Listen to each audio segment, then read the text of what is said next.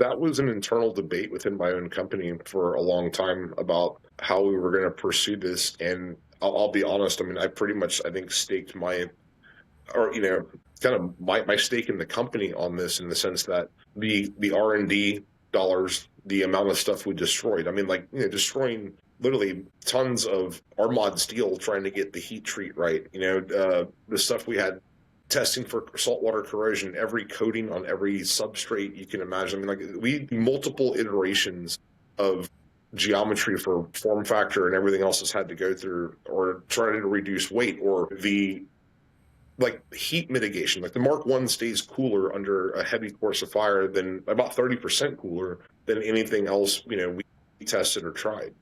So I mean, like, getting a rifle to be able to stay cool for that kind of string of fire, or say, I shouldn't say stay cool, but not get so hot that you have to set it down. Through a loadout, like that kind of stuff was hard. The ammo cost alone. I mean, dude, here's some stories that people probably never heard. I mean, I went to the hospital for like acute lead and copper poisoning from the amount of shooting I was doing during the development of Mark One.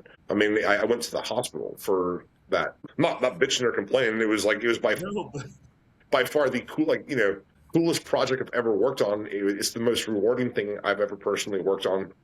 But yeah, and then internally there was doubt about whether or not we could pull this off. If it was a long shot, the other companies were competing against. Number one, they had the pedigree for decades. They have internal labs. They had their own. They had decades of, I guess,